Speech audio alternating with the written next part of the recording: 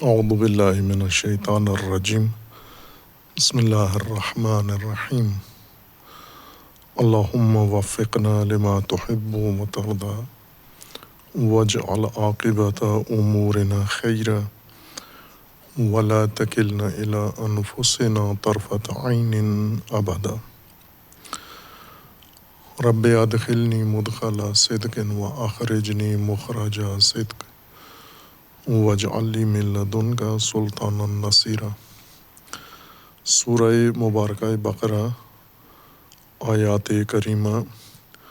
وَقُلْنَا يَا آدَمُ اسْكُنْ أَنْتَ وَزَوْجُكَ الْجَنَّةَ وَكُلَا مِنْهَا رَغَدًا حَيْثُ شِئْتُمَا وَلَا تَقْرَبَا هَٰذِهِ الشَّجَرَةَ فَتَكُونَا مِنَ الظَّالِمِينَ فَأَزَلَّهُمَا الشَّيْطَانُ عَنْهَا فَأَخْرَجَهُمَا مِمَّا كَانَا فِيهِ وَقُلْنَا اهْبِطُوا بَعْضُكُمْ لِبَعْضٍ عَدُوٌّ وَلَكُمْ فِي الْأَرْضِ مُسْتَقَرٌّ وَمَتَاعٌ إِلَىٰ حِينٍ فَتَلَقَّىٰ آدَمُ مِن رَّبِّهِ كَلِمَاتٍ فَتَابَ عَلَيْهِ إِنَّهُ هُوَ التَّوَّابُ الرَّحِيمُ قُلْنَا اهْبِطُوا مِنْهَا جَمِيعًا فَإِمَّا يَأْتِيَنَّكُم مِّنِّي هُدًى فَمَن تَبِعَ هُدَايَ فَلَا خَوْفٌ عَلَيْهِمْ وَلَا هُمْ يَحْزَنُونَ وَالَّذِينَ كَفَرُوا وَكَذَّبُوا بِآيَاتِنَا أُولَٰئِكَ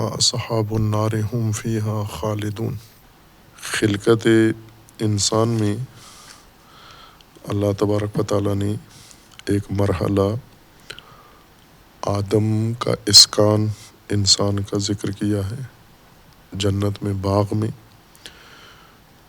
اور ایک مرحلہ حبوط ہے زمین پر۔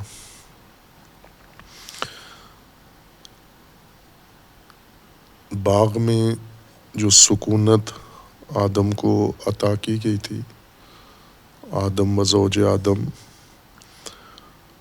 وہاں پر شیطان نے انہیں بہکایا اور شجرہ ممنوعہ کا ارتکاب کروایا، جس کے نتیجے میں وہ عریان ہوئے اور سوء و شرمگاہیں ان کی کھل گئیں، اور اللہ تبارک و تعالیٰ نے اس ارتکاب، مخالفت و معصیت کے بعد انہیں حبوط کا حکم دیا کہ اس سکونت گاہ سے، اس رہائش گاہ سے نکل جائیں، اتر جائیں اور زمین پہ چلے جائیں، اور زمین میں تمہارے لیے مستقر ہے و متاع ہے۔ اور یہ قاعدے کے مطابق ہے، چونکہ انسان پیدا ہی زمین کے لیے ہوا ہے اور پیدا ہی زمین پر ہوا ہے، اور زمین ہی کو اس کی اصلی رہائش گاہ بنایا گیا ہے۔ لیکن زمین پر انسان کو آباد کرنے کے لیے جو اللہ تبارک و تعالیٰ نے نظام مقرر کیا تھا، اس کی دو صورتیں ہیں۔ ایک، جیسا اللہ نے انسان کے اسکان کا و زندگی کا نقشہ بنایا ہے اور انسان کو بتایا ہے، تعلیم دیا ہے، اس کے مطابق انسان عمل کرے۔ اور ایک طریقہ یہ ہے کہ اس میں انسان اپنی خواہشات، اپنا ارادہ اور اپنی مرضی بھی شامل کرے، چونکہ انسان یہی خصوصیت رکھتا ہے دیگر مخلوقات پر کہ اپنی زندگی کے اندر فیصلے، ارادے خود کر سکتا ہے، اور ان فیصلوں کے مطابق یہ نظام الہی کو بھی اپنا سکتا ہے اور چاہے تو اس کے خلاف بھی عمل کر سکتا ہے۔ خواہ نخواہ انسان کے سامنے ہمیشہ دو راستے ہی ہوں گے، آغاز خلقت سے لے کر اختتام تک، زندگی کے آخری مرحلے تک ہمیشہ انسان دو صورتحال سے دوچار ہوگا۔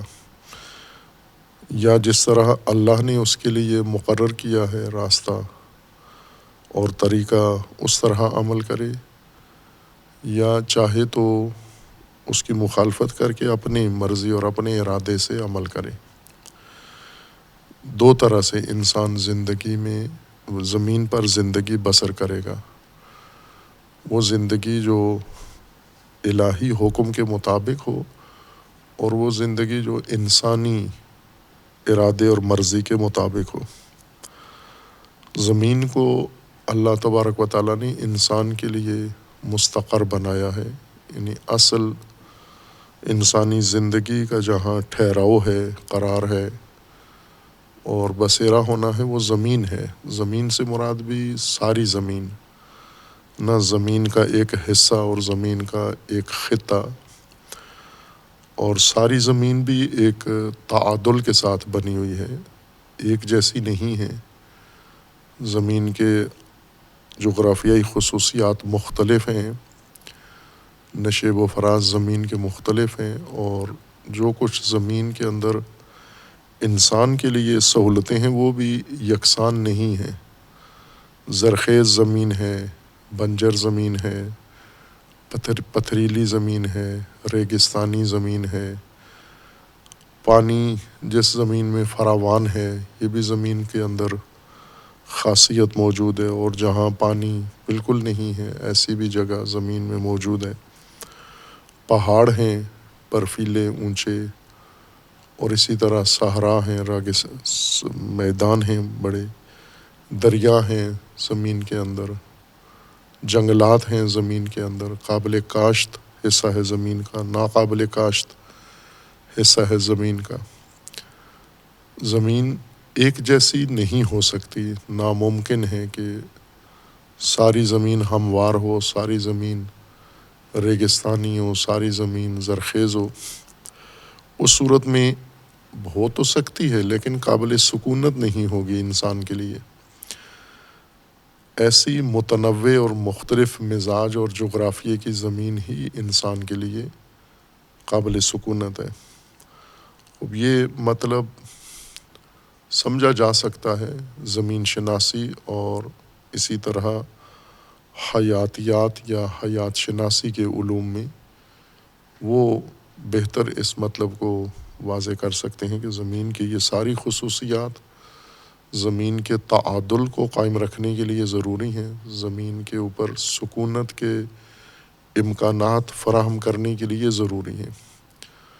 جیسے زمین پر خشکی کم ہے اور پانی زیادہ ہے، اور یہ پانی جو زمین پر ہے یہ نہ آبیاری کا پانی ہے اور نہ پینے کا پانی ہے، یہ سمندری پانی ہے، اور زمین کی بقا میں اس کا زیادہ حصہ ہے سمندر کا، اس کھارے پانی کا۔ اسی کی وجہ سے زمین کا تعادل قائم ہے اور زمین قابل سکونت ہے۔ اور یہ انسان سے پہلے اللہ تبارک و تعالیٰ نے زمین کو ایسے بنایا ہے، اور زمین کو ایسے بنایا ہے سے مراد یہ نہیں ہے کہ ایک دن ایک ارادہ کیا اور زمین کو حکم دیا ایسے بن جا، بلکہ قانون خلقت و نظام خلقت کے تحت بنایا ہے۔ یعنی زمین کسی دوسرے قرہ کا حصہ تھی، یا وہ غبار جو قرآن نے ذکر کیا ہے، ذرات کا غبار تھا، وہ غبار منتشر ہوا، پھر اس کے اندر مختلف کیفیتیں بدلی، اور کرتے کرتے اس نے زمین کی شکل اختیار کی ہے۔ اور زمین جیسے اور ہزاروں، لاکھوں، کروڑوں، اربوں قرات اس کائنات کے اندر موجود ہیں، اور ممکن ہے کہ وہ بھی زمین جیسی ہی خصوصیت رکھتے ہوں، جیسا کہ انسان، یعنی زمین پہ موجود انسان یہ کوشش کر رہا ہے کائنات کے ان قرات تک رسائی جو زمین سے ملتی جلتی فضا رکھتے ہیں، جہاں پانی ہے، آکسیجن ہے، اور یہی ماحول ہے جو زمین کا ہے یا ملتا جلتا ہے، درجہ حرارت اسی طرح سے ہے۔ اور کافی شواہد انسان نے حاصل کر لیے ہیں کہ ہے فضا ممکن ہے، اتنی عظیم فضا میں، کائنات میں جس کا کوئی کنارہ نہیں ہے، یہ بہت تنگ نظری یا محدودیت یا جہالت ہے یہ سوچنا کہ صرف زمین ایک گولا ہے جس کے اوپر انسان ہے اور باقی نہ حیات ہے اور نہ باقی کوئی قرہ آباد ہے۔ وہ کائنات اتنی وسیع ہے، انسان کی نگاہوں سے اتنی دور ہے، اوجل ہے، جدید ترین وسائل بنانے کے باوجود بھی اس کے قریب ترین حصے کو بھی دیکھنے پر انسان کی قدرت نہیں ہے۔ لیکن یہی زمین جس پر انسان ہے، یہ نسل آباد ہے، یہ انسان کی سکونت کے لیے آمادہ کی گئی ہے، اور اس پہ کروڑوں اربوں سال لگے ہیں زمین کو اس حالت میں آنے میں۔ اور انسان پہلی مخلوق نہیں ہے زمین پر، چونکہ انسان کا جو عنوان خلف یا خلیفہ ہے یہ بتاتا ہے کہ زمین پہلے سے آباد تھی، اور ان عام مخلوقات سے علاوہ عام جانداروں کے ایسی مخلوق بھی زمین پر تھی جس کا خلف انسان قرار پایا ہے۔ ظاہر انسان حشرات کا خلف نہیں ہو سکتا، پرندوں کا خلف نہیں ہو سکتا، درندوں کا خلف نہیں ہو سکتا، جو زمین پر آباد ہیں، اور کئی ایسے ہیں جو اپنی نسلیں گنوا بیٹھے ہیں، ختم کر بیٹھے ہیں زمین پر۔ انسان اسی ملتی جلتی مخلوق کا خلف ہو سکتا ہے، یعنی جس کے اندر انسانی خصوصیات ہوں اور انسانی طور طریقے ہوں جس کے، اسی کا خلف انسان ہو سکتا ہے۔ اب یہ نسل جو اللہ نے زمین پر آباد کی تو زمین ہی کے لیے پیدا کیا گیا تھا، اور زمین پر انسان کو بنایا گیا ہے، وہ بھی نظام خلقت کے تحت بنایا گیا ہے، کسی انوکھے طریقے سے نہیں بنایا گیا۔ جو ایک نظام خلقت اللہ نے بنایا ہے اسی کے تحت پہلا انسان اور اسی کے تحت آج کا انسان بھی بن رہا ہے۔ لیکن اس زمین پر دو قسم کی خصوصیات ہیں۔ ایک جو اللہ تبارک و تعالیٰ نے نظام بنا کے اور رہنمائی کر دی ہے انسان کو، وہ زمین کی زندگی جسے قرآن نے مرغد زندگی کہا ہے، فراوانی والی زندگی، آسائشوں والی زندگی، سہولتوں والی زندگی، اور ایک مشقت کی زندگی۔ سہولتوں والی زندگی اللہ کے مکمل نظام کی اتباع سے گزر سکتی ہے ہمیشہ کے لیے، یعنی جس میں ممنوعات کا انسان کو علم ہو اور ممنوعات سے دور رہے انسان، تو ساری زندگی مرغد زندگی گزار سکتا ہے۔ لیکن اگر وہ ارتکاب کرے، شیطان کے بہکاوے میں آ جائے، مذلت کا شکار ہو جائے، لغزش قدم قدم پہ کھائے، شیطان کے وسوسے میں آ جائے، اور اللہ نے جن چیزوں سے روکا ہے مسلسل ان کا ارتکاب بھی کرتا جائے، تو پھر اس زندگی سے انسان گر کے نیچے حبوطی زندگی، مشقت والی زندگی میں آ جاتا ہے۔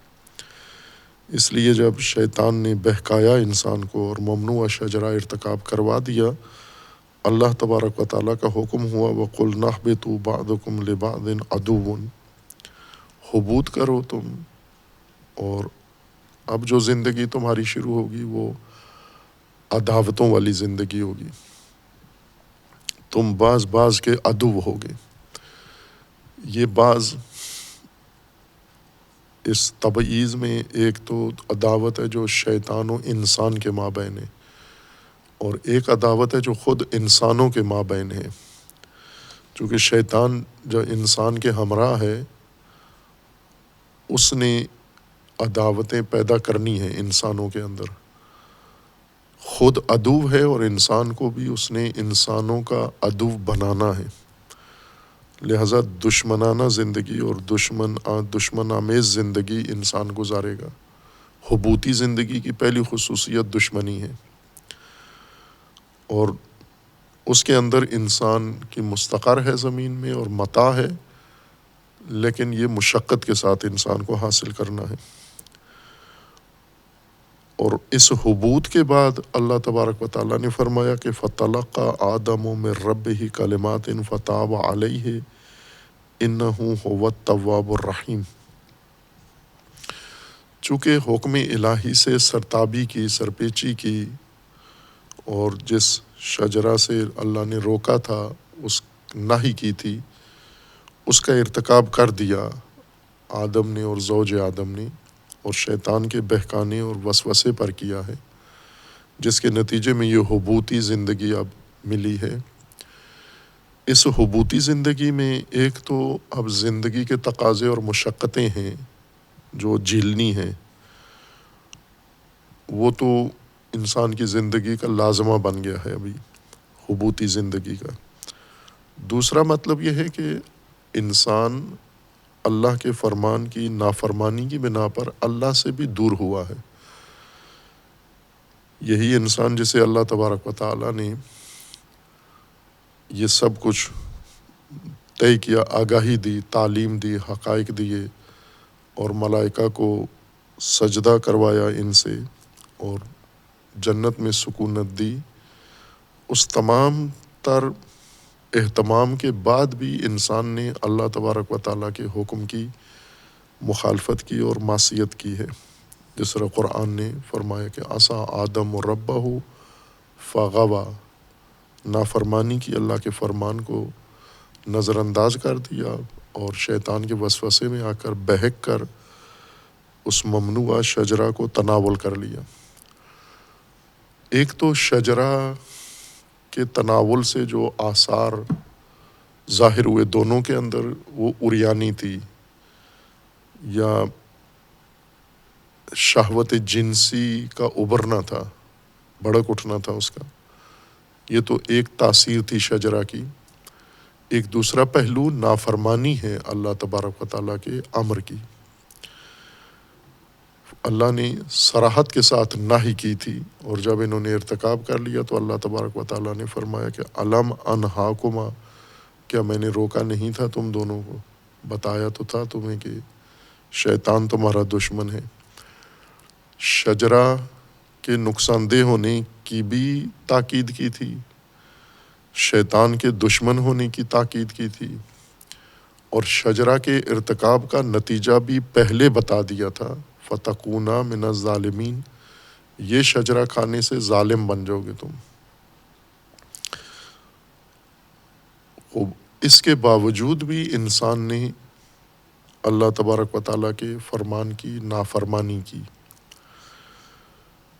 اور یہ اہم پہلو یہ ہے انسان کے اندر کہ انسان میں یہ جو معصیت و نافرمانی اور عصیان کی گنجائش ہے، موجود ہے، کہ اللہ کا فرمان انسان مخالفت کر سکتا ہے اور کرتا ہے، کثرت سے کرتا ہے۔ اس سے ایک تو اس کے جو اثرات ہیں، طبعی اثرات یا وضعی اثرات انسان پر پڑتے ہیں،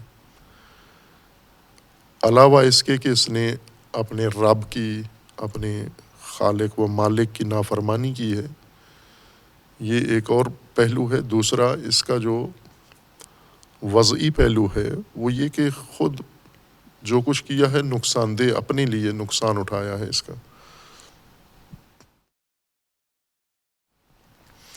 اور یہی انسانی زندگی میں سب سے اہم موضوع ہے کہ انسان اللہ کی اطاعت کر سکتا ہے اپنے ارادے سے، اور اللہ کے فرامین کی نافرمانی بھی کر سکتا ہے اپنے ارادے سے۔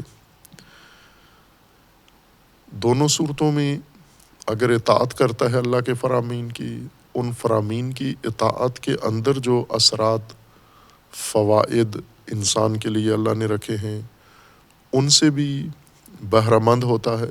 اللہ کے فرامین کی اطاعت کر کے قرب بھی اپنے رب کا حاصل کرتا ہے۔ وہ جو اصل مقصد ہے انسان کے خلقت کا، وہ بھی اسے حاصل ہوتا ہے، اور وہ اللہ کے فرامین کی اطاعت سے ہوتا ہے۔ نافرمانی کی صورت میں بھی دو اثرات ہیں۔ ایک، جن چیزوں سے اللہ نے روکا ہے، منع کیا ہے، جب ان کا ارتکاب کرتا ہے، ان کے اثرات، مخرب فاسد اثرات انسان پر پڑتے ہیں۔ اور دوسرا، اپنے رب سے دور ہوتا ہے، عصیان، معصیت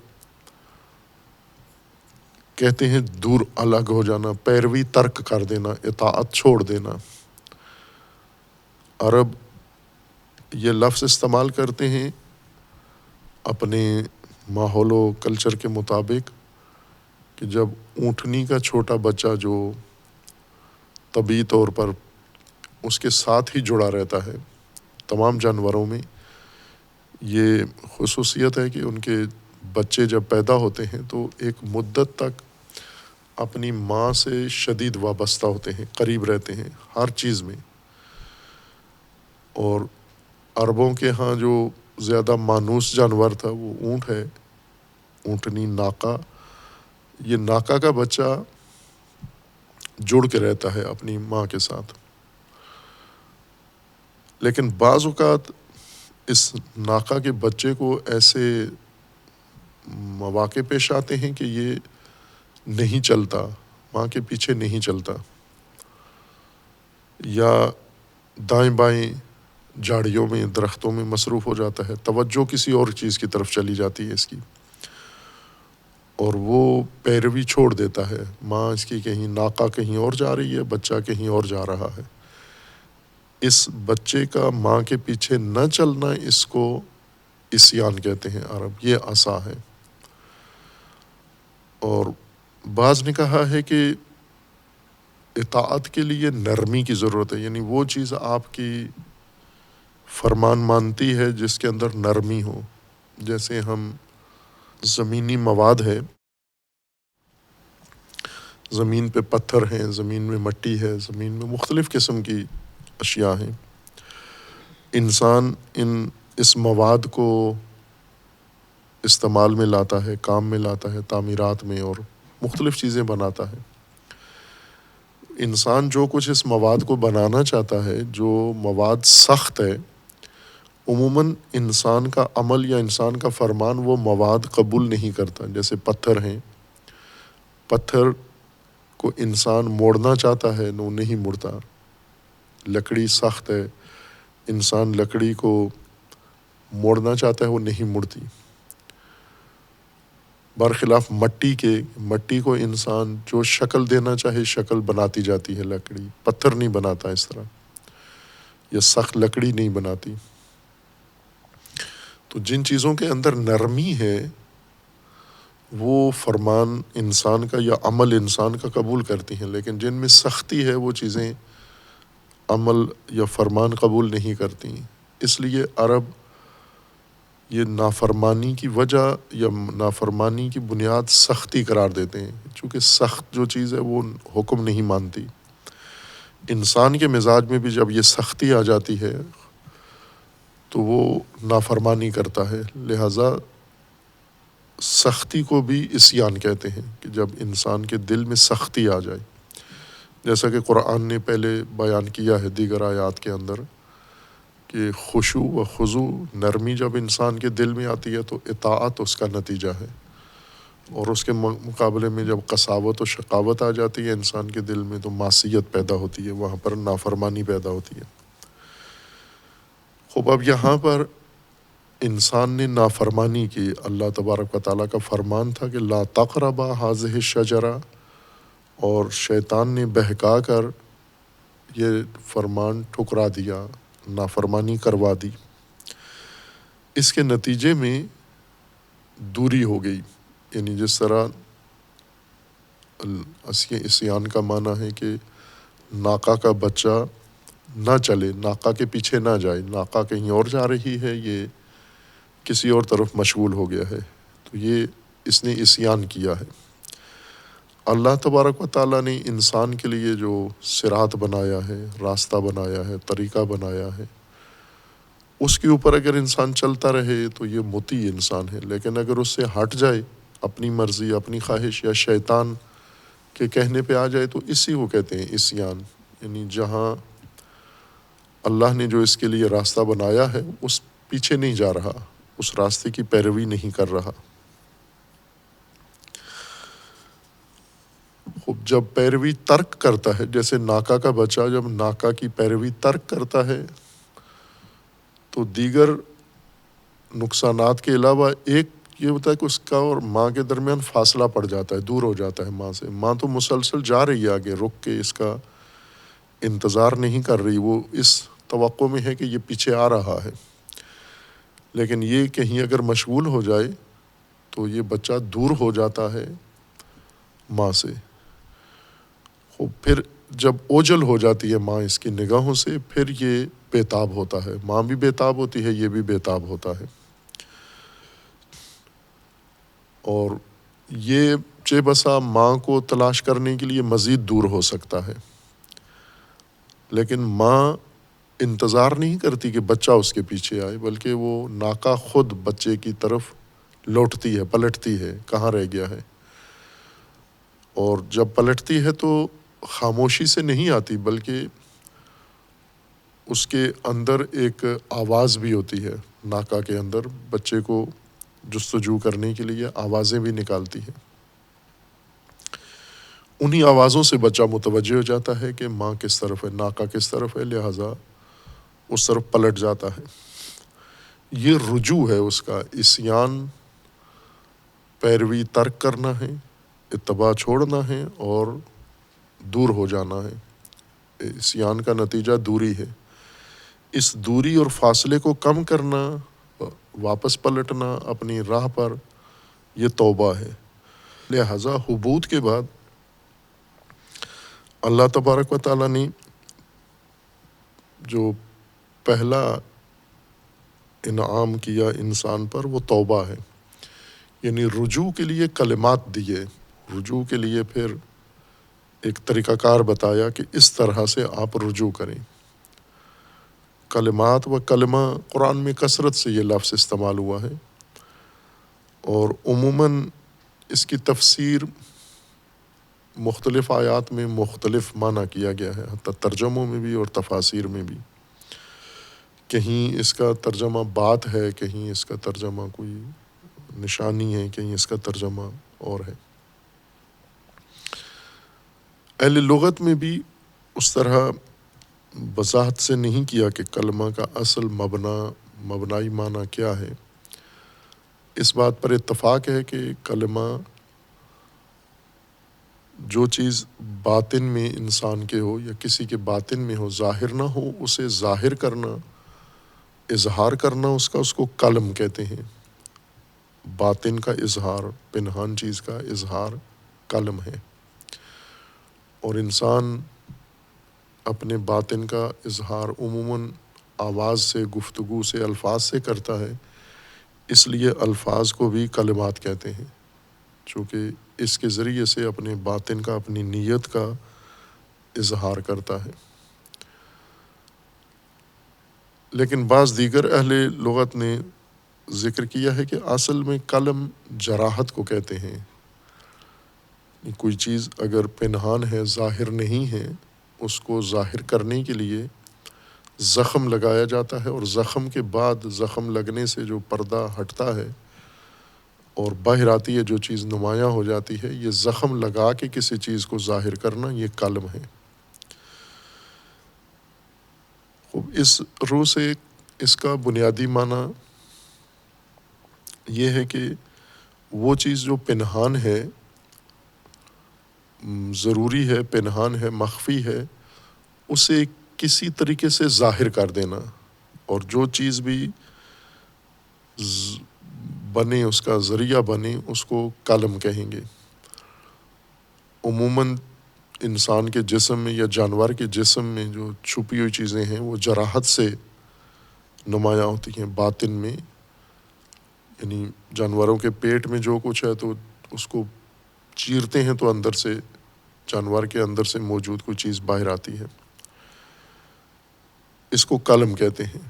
یعنی پنہان چیز جو کسی دوسرے کے دل میں ہو، جو کسی دوسرے کے اندر چھپی ہوئی ہو، جسم کے اندر ہو، مخفی ہو، اس کو باہر کرنا کسی ہیلے کے ذریعے، کسی جراحت کے ذریعے یا کسی شگاف کے ذریعے سے اس کو باہر لایا جاتا ہے۔ وہ شگاف جو پنہان چیز کو باہر کرے، چھپی ہوئی چیز کو، وہ کلم کہلاتا ہے۔ تو الفاظ بھی چونکہ وہی ایک قسم کی ظاہر کرنے والے چیزیں ہیں جو باطن میں چھپے ہوئے معانی انسان کے دل میں الفاظ کی مدد سے باہر آتے ہیں، اس لیے الفاظ کو بھی کلمہ یا کلمات کہتے ہیں۔ لیکن کلمات یا کلمہ منحصر نہیں ہے الفاظ کے اندر. ممکن ہے الفاظ نہ ہوں بلکہ حقائق ہوں، اشیاء ہوں، موجودات ہوں، اجسام ہوں یا حالات ہوں.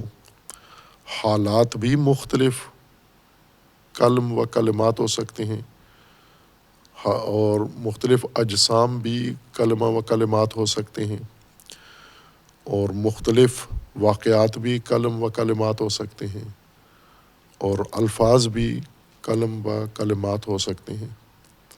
ہر چند ابھی اس وقت رائج ایسے لگتا ہے کہ کلمہ یا کلمات کا معنی مختص ہو گیا ہے الفاظ کے ساتھ، لیکن لغت میں نہیں ہے. یہ اختصاص استعمالات کے نتیجے میں ہوا ہے. لغت میں عمومیت ہے کہ لفظ کے ذریعے سے حقیقت واضح ہو رہی ہے یا غیر لفظ کے ذریعے کسی اور چیز کے ذریعے سے حقیقت واضح ہو رہی ہے.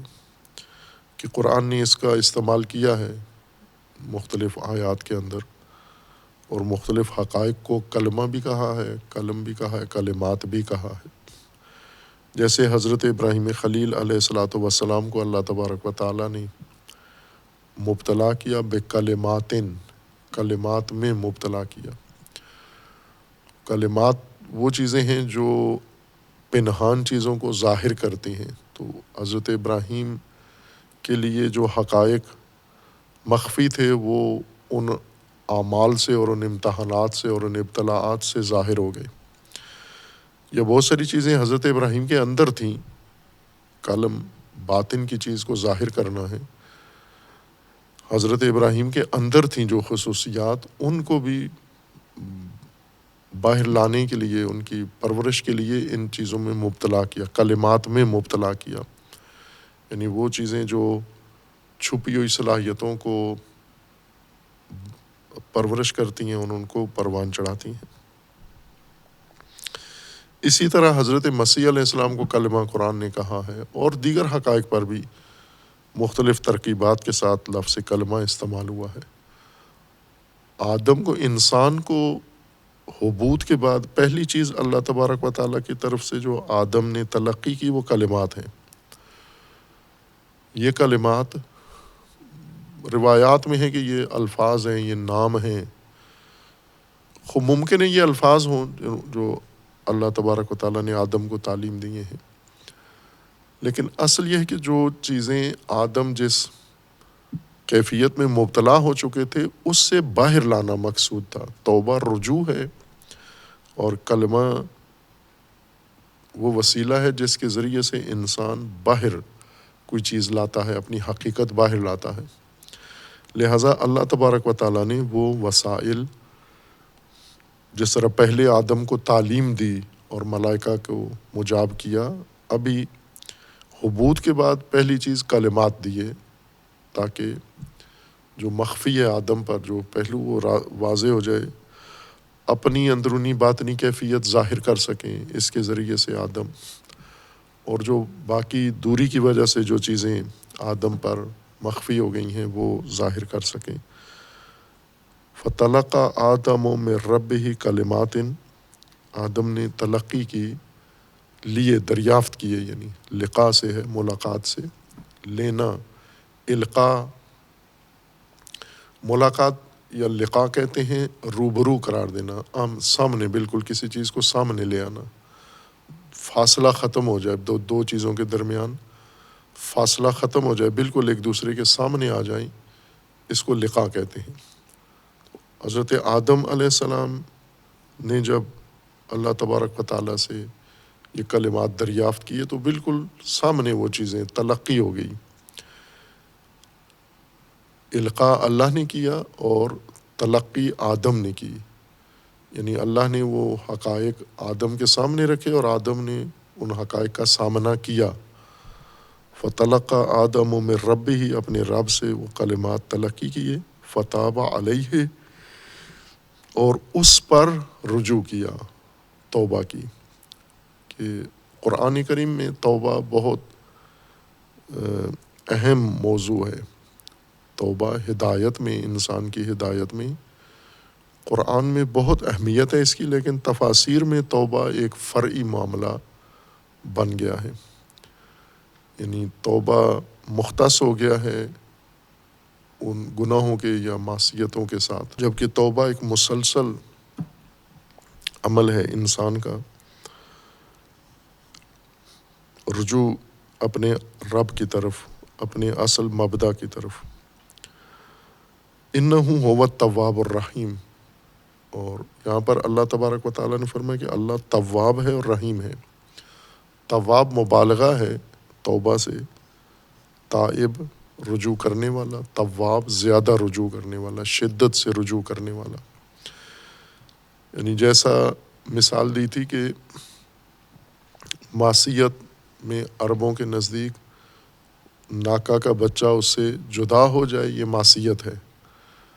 اب واپس جب پلٹتا ہے تو بچہ نہیں پلٹ سکتا جب تک ماں بتائی نہیں کہ کہاں ہے، یعنی ماں پہلے پلٹتی ہے بچے کی طرف، جسمانی طور پر خود چل کر بھی آتی ہے اپنے بچے کی طرف، اور آوازیں بھی دیتی ہے، صدائیں بھی ایسی دیتی ہے، بچہ وہیں سے ماں کی آواز سن کر جہت کا اندازہ لگا کہ پھر ماں کی طرف آتا ہے، یعنی پہلے ماں بچے کی طرف متوجہ ہوتی ہے، بچہ بعد میں متوجہ ہوتا ہے کہ ماں سے الگ ہو گیا ہے۔ پہلے ماں کو احساس ہوتا ہے کہ بچہ جدا ہو گیا ہے، لہٰذا وہ جب بولتی ہے اس کو محسوس ہوتا ہے تو پھر بچہ بھی اس کی طرف متوجہ ہوتا ہے۔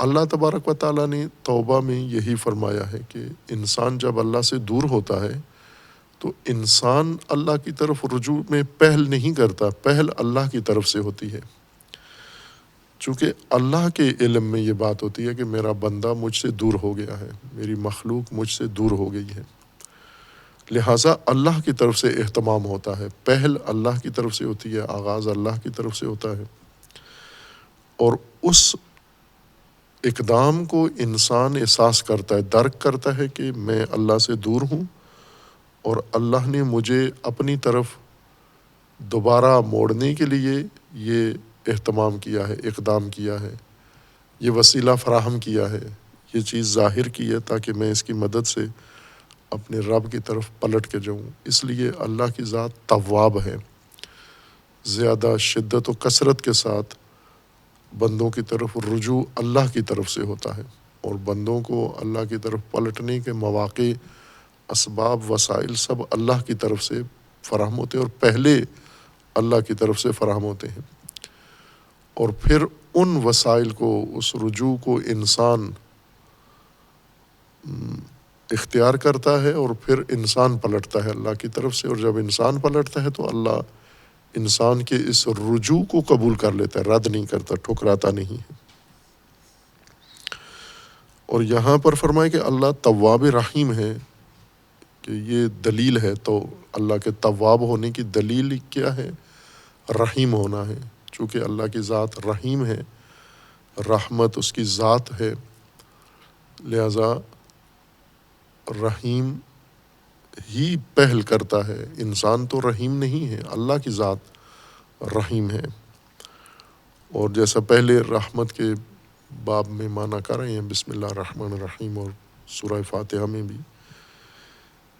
کہ رحمت اس عطا کو کہتے ہیں جس سے ضرورت مند کی ضرورت برطرف ہوتی ہو، حاجت مند کی حاجت جس سے برطرف ہوتی ہو، اس کو رحمت کہا جاتا ہے۔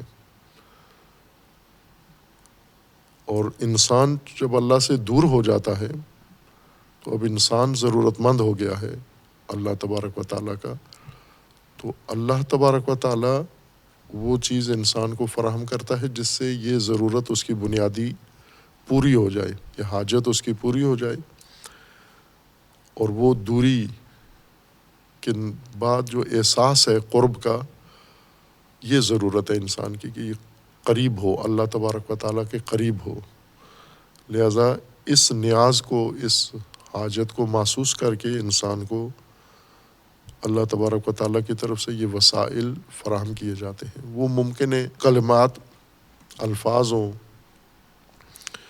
آیات ہوں، تعلیمات ہوں، اور ممکن ہے کوئی انسان دوسرے انسان کے لوٹنے کا ذریعہ بنے، کہ عموماً ایسے ہوتا ہے، جس طرح شیطان ذریعہ بنتا ہے دور ہونے کا، تو ملائکہ ذریعہ بنتے ہیں قریب ہونے کا، تو ملائکہ بھی کلمات ہو جائیں گے، چونکہ ان کے ذریعے سے وہ باطنی چیز سامنے آئی ہے۔ انسان پر جو مخفی ہو گیا تھا وہ انسان نے کشف کیا ملائکہ کے ذریعے، معلمین کے ذریعے، علماء کے ذریعے، صالحین کے ذریعے، جو بھی وسیلہ بنتے ہیں کسی کے لوٹنے کا، یہ توبہ اللہ تبارک و تعالیٰ کی طرف سے، اور یہ اللہ فراہم کرتا ہے انسان کو۔ اور پھر اس کے بعد اللہ تبارک و تعالیٰ کا فرمانا ہے قُلْ نَهْبِطُوا مِنْهَا جَمِيعًا، حبوط کا حکم ہے کہ ہم نے انہیں کہا کہ تم سب حبوط کرو۔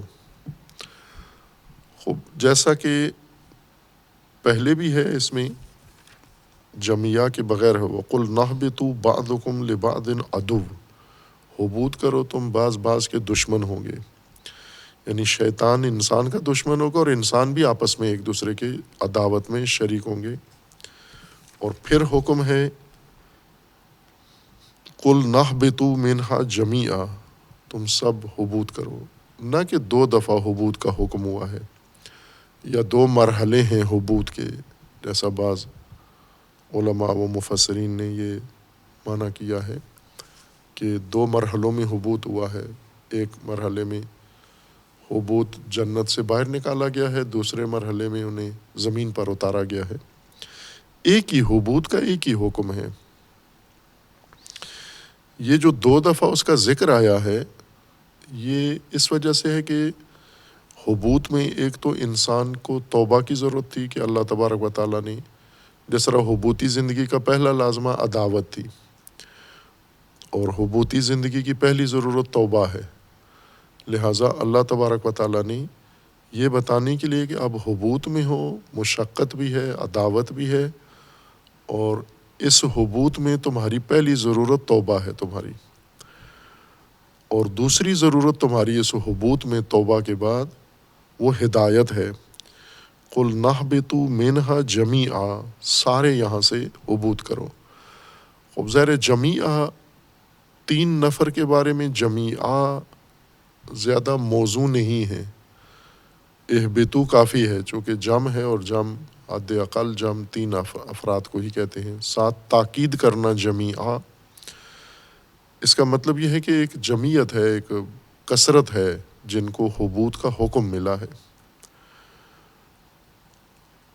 بعض نے یہ تاثر دیا ہے کہ یہ کلمہ، یہ آیت دلیل ہے کہ اس وقت آدم صاحب اولاد بھی تھے، یعنی اسی رہائشگاہ میں جنت میں ان کی اولاد بھی تھی۔ جمیعہ سے یہ مراد ہے کہ اس اولاد سمیت نکلو، آدم و زوج بھی اور ان کی اولاد بھی۔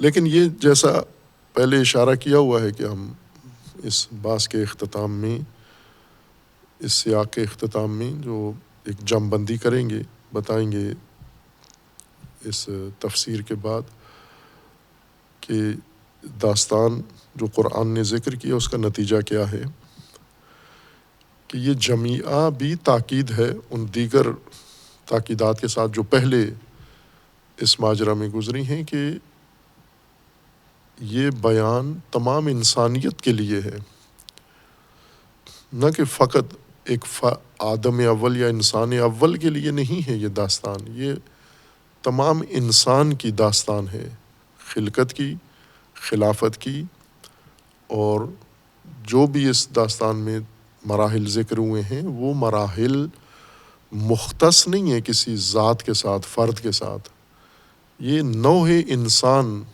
زیر باس ہے۔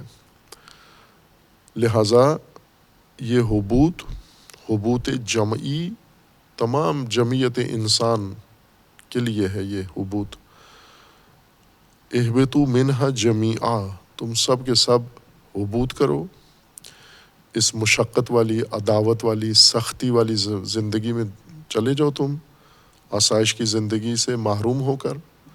کیوں؟ چونکہ معصیت کی ہے تم نے۔ اگر جاری رکھتے اطاعت تو ہمیشہ مرغت زندگی تمہیں اللہ کی طرف سے ملتی۔ اور اسی میں بڑا راز ہے انسان کی زندگی میں کہ جب انسان اطاعت کرتا ہے، اللہ تبارک و تعالیٰ کے نظام کی مکمل اطاعت کرتا ہے، اس کا نتیجہ مرغت زندگی ہے انسان کی، ہر انسان کی، ہر انسانی نسل کی زندگی اسی مرغت زندگی اسی اطاعت میں ہے۔ لیکن یہ جامع اطاعت تو انسان نہیں کرتا، کوئی نسل نہیں کرتی، معصیت کرتے ہیں بیچ میں۔ جب معصیت کرتے ہیں تو حبوط کراتے ہیں، اس مرحلہ زندگی سے محروم ہو جاتے ہیں، مشقت والی زندگی میں، عداوت، مشقت، سختی والی زندگی میں آ جاتے ہیں۔ حبوطی زندگی میں توبہ کے بعد دوسری جو ضرورت ہے انسان کی وہ ہدایت ہے۔ اس لیے اللہ تبارک و تعالیٰ کا فرمانا ہے فَإِمَّا يَأْتِيَنَّكُم مِّنِّي هُدًى فَمَن تَبِعَ هُدَايَ فَلَا خَوْفٌ عَلَيْهِمْ وَلَا هُمْ يَحْزَنُونَ کہ یہاں پر انسان کو اب ہدایت کی بھی ضرورت ہے۔ پہلے جو کچھ اللہ تبارک و تعالیٰ نے انسان کی تخلیق کی اور اس کو تعلیم دی اور اس کو رہنمائی کی، اس کو اسکان دیا، شیطان کے بارے میں بتایا، یہ بھی ہدایت تھی، لیکن یہ خود عنوان ہدایت کے ساتھ نہیں ہے، یہ تعلیم ہے یا دیگر عناوین کے تحت ہے۔ ہم اس کو کہہ سکتے ہیں کہ یہ فطری انسان کی فطرت کی ہدایت ہے۔ جو چیزیں جیسے آدم نے تلقی کیا، کہاں تلقی کیا؟ یہ تلقی آدم نے اپنے اندر کیا اور اللہ تبارک و تعالیٰ نے القاء آدم کے اندر کیا، جس طرح سے کہ یہ القاء ہر انسان کے اندر اللہ تبارک و تعالیٰ نے کیا ہے۔ اللہ نے القاء کیا ہے لیکن بعض انسان تلقی نہیں کرتے اس کو۔ بہت ساری چیزیں اللہ انسان کے نفوس میں ڈال دیتا ہے لیکن انسان ان کو دریافت نہیں کرتے، توجہ ہی نہیں کرتے، مستی میں ہیں، جہالت میں ہیں، غفلت میں ہیں، تلقی سے محروم ہیں۔ القاء اللہ کی طرف سے ہے۔ یہ فطری طور پر انسان کو یہ رہنمائی ہے۔ جیسے سورہ بقرہ کی پہلی آیت جو تھی اس میں اشارہ کیا تھا، دوسری آیت میں ذالک الکتاب لا ریب فیہ ھدی للمتقین، کہ یہاں یہ سوال تھا کہ یہ کتاب ہدایت ہے متقی کے لیے، تو متقی تو کہتے ہی ہدایت یافتہ کو ہیں، تو یہ ہدایت ہے متقیوں کے لیے، یعنی جو پہلے سے ہدایت یافتہ ہیں یہ ان کے لیے ہدایت ہے، وہ تو ہدایت یافتہ ہیں۔ جو ہدایت نہیں رکھتے ان کے لیے ہدایت ہونی چاہیے اس کو قاعدے کے مطابق، لیکن وہاں بیان ہوا ہے کہ متقین کے لیے ہے۔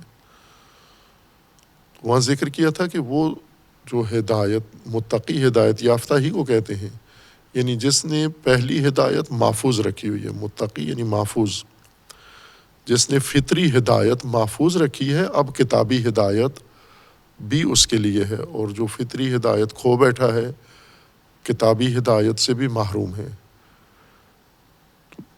ابھی یہاں انسان کو اللہ تبارک و تعالیٰ نے تعلیم دی، جیسے علم آدم الاسماء کلہا، یہ کتابی تعلیم نہیں تھی، نہ کہ کتاب اتاری تھی آسمانی اور اس کے ذریعے سے آدم کو آگاہ کیا۔ یہ فطری تعلیم ہے، فطرت آدم کو آگاہ کیا گیا ہے،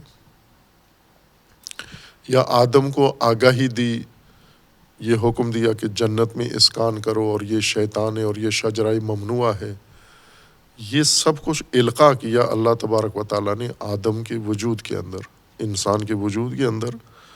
یہ کسی کتابی شکل میں نہیں تھا منشور، یہ فطری آگاہی ہے انسان کی ساخت میں، جو شعور اللہ تبارک و تعالیٰ نے انسان کو دیا ہے، یہ رہنمائی اس کے اندر شامل تھی۔ اور اب جو ہدایت آ رہی ہے یہ اور نوعیت کی ہدایت ہے، اس سے ہٹ کر ہے اور اس کی بنیاد پر ہے البتہ، یعنی جو فطری ہدایت اللہ تبارک و تعالیٰ نے دی ہے، جو تعلیم اسما دی ہے، جو جنت کے بارے میں، زندگی کے بارے میں، حبوط کے بارے میں، زمین میں مستقر ہونے کے بارے میں، اور توبہ اور باقی جو ہدایت عطا کی ہے، وہ ایک الگ نوعیت کی ہدایت ہے، یہ الگ نوعیت کی ہدایت ہے۔ یہ ہدایت اب دستورات کی صورت میں ہوگی اور عمومی ہوگی، یوں نہیں کہ اس کو ان کے قلوب میں ڈال دیا جائے گا اور یہ فطری طور پر اس کو تلقی کریں گے، بلکہ انہیں باقاعدہ ایک مدون صورت میں، کتابی صورت میں، منشور کی صورت میں انہیں ضوابط، قوانین، سماجی اور حقائق ان کو بتائے جائیں گے۔ قُلْ نَهْبِطُوا مِنْهَا جَمِيعًا، آپ سب کے سب حبوط کرو اور زمین میں جاؤ۔ فَإِمَّا يَأْتِيَنَّكُم مِّنِّي هُدًى، پھر آپ مجھ سے ہدایت پاؤ گے۔ ہدایت کا پہلے معنی کیا ہے، ہدایت ان نشانیوں کو کہتے ہیں، علامات کو، جو انسان کے لیے مقصد اور راستہ معین کریں، نشاندہی کریں، ان کو ہادیہ کہا جاتا ہے۔ اور ہدن وہ مجموعہ ہے، وہ تعلیمات، وہ تمام امور جو اللہ تبارک و تعالیٰ نے انسان کو اس بابت عطا کیے ہیں کہ ان کے ذریعے سے اپنا مقصد جانیں اور اس مقصد کی طرف جانے والا راستہ اور اس راستے کے قواعد و ضوابط، یہ سب ہدایت کے زمرے میں آتا ہے۔ کہ یہاں سے تشریع، یا جس کو ہم شریعت کہتے ہیں، مدون ہدایت، دستوراتی ہدایت، سماجی ہدایت، انسانی معاشرے کے لیے ہدایت، جس ہدایت کو سب نے سیکھنا بھی ہے، لینا بھی ہے اور اس کے مطابق عمل بھی کرنا ہے۔ اگر اس کے مطابق عمل کریں گے، فَمَن تَبِعَ هُدَايَ فَلَا خَوْفٌ عَلَيْهِمْ وَلَا هُمْ يَحْزَنُونَ، بے خوف اور بلا حزن زندگی، حبوطی زندگی بھی بے خوف ہو جائے گی اور بلا حزن ہو جائے گی اگر اس ہدایت کی پیروی کی انہوں نے۔ اگر اس فطری ہدایت کی پیروی کرتے تو مرغد زندگی ان کو نصیب رہتی، اس کے بھی انہوں نے خلاف عمل کیا ہے۔ اب جب کتابی ہدایت ان تک آئے گی، اس کتابی ہدایت پر اگر چلے تو بے خوف و بے حزن زندگی زمین پر گزاریں گے۔ لیکن اگر یہاں مخالفت کی اس ہدایت کی، وَالَّذِينَ كَفَرُوا وَكَذَّبُوا بِآيَاتِنَا، لیکن اگر زمین پر اس ہدایت کی تکفیر کی، انکار کیا، جھٹلایا، تکذیب کی ہماری آیات کی، فَأُولَٰئِكَ أَصْحَابُ النَّارِ هُمْ فِيهَا خَالِدُونَ، تو وہ نہ صرف خوفزدہ ہوں گے اور حزین، بلکہ وہ اصحاب جہنم ہوں گے، وہ جہنمی زندگی والے ہوں گے اور ہمیشہ مخلد ہوں گے جہنمی زندگی میں۔ اولئک اصحاب النار هم فیہا خالدون۔ اب یہ جو ان کی دونوں زندگیاں ہیں، دونوں نتیجے ہیں، یہ زمین پر ہی ظاہر ہو جائیں گے۔ یعنی انسان جب ہدایت الہی آ جائے گی اور اس ہدایت الہی کے مطابق زندگی گزارے گا تو زمین پر ہی خوف و حزن اسی زندگی میں ہی ختم ہو جائے گا، اس کی زندگی سے بے خوف و بلا حزن زندگی گزارے گا۔ اور اگر انکار کیا اسی زمینی زندگی میں، حبوطی زندگی میں، تکذیب کی، تو یہ جہنمی ہو جائیں گے اور اسی میں مخلد ہوں گے، یعنی یہیں سے آغاز ہو جائے گا، نتیجہ یہیں سے ظاہر ہو جائے گا۔ جو مرنے کے بعد اخروی جہنم ہے وہ تو ہے ان کے لیے مسلم ہے، لیکن یہاں پر فرمایا کہ یہ ہدایت چھوڑنے کے نتیجے میں یہ یہیں سے ناری زندگی، جہنمی زندگی اور اس کے اندر مخلد ہو جائیں گے، یہ جو ہدایت کی پیروی نہیں کریں گے۔ اب یہ دو مرحلے اللہ تبارک و تعالیٰ نے انسان کے لیے ذکر کیے، ایک حبوط کے بعد توبہ ہے اور ایک حبوط کے بعد ہدایت ہے۔ اور ہدایت یہاں سے انسان کے لیے شروع ہوئی ہے، یا ضرورت ہدایت کی یہاں سے پڑتی ہے کہ انسان نے وہ زندگی اپنا لی ہے معصیت کے ذریعے یا نافرمانی کے ذریعے جو حبوطی زندگی ہے۔ یہ ہدایت کے بغیر ناممکن ہے، یہ حتماً اللہ تبارک و تعالیٰ کی طرف سے ایک علیحدہ اہتمام انسان کے لیے چاہیے، اور وہ ہدایت مختلف طریقوں سے ہے، انبیاء کے ذریعے ہے اور آسمانی کتابوں کے ذریعے ہے، اوصیاء کے ذریعے ہے، اس کا ایک پورا نظام ہے۔ اور پھر قرآن میں وہ ساری ہدایت جو اس آیا کے اندر ہے وہ سب اب قرآن ہے گویا۔ فَإِمَّا يَأْتِيَنَّكُم مِّنِّي هُدًى، یہ ہدایت کا تکمیلی حصہ قرآن کریم ہے، یا تکمیلی مرتبہ قرآن کریم ہے۔ حضرت آدم سے یہ شروع ہوتی ہے، پہلی انسانی نسل سے جنہوں نے حبوط جمعی کیا ہے، اور آخری نسل تک اللہ تبارک و تعالیٰ کی طرف سے یہ ہدایت انہیں مسلسل میسر ہے اور فراہم ہے۔ اللہ کی طرف سے یہ انہیں دی جائے گی، جیسے توبہ اللہ کی طرف سے القاء کلمات توبہ کے لیے سب کے لیے ہیں، لیکن تلقی میں فرق ہو جائے گا، تلقی بعض کریں گے بعض نہیں کریں گے۔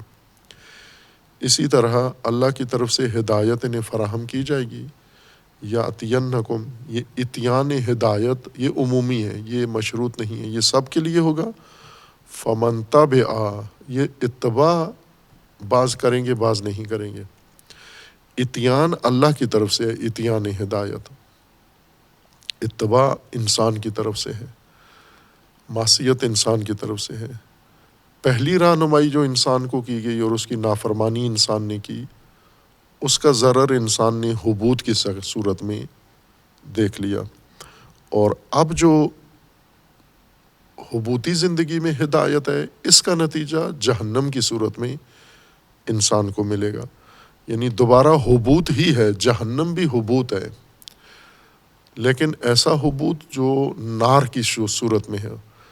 پہلا جو حبوط انسان نے کیا مرغت زندگی سے، جہنم میں نہیں گیا، زمین پر آیا، مشقت میں آیا، سہولت اور رغد سے سختی میں آیا۔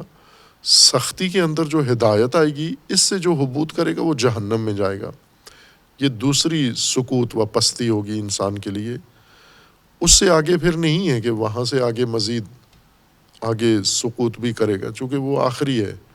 جب جہنم میں پہنچ گیا تو اس سے زیادہ نیچے سقوط کی گنجائش نہیں ہے۔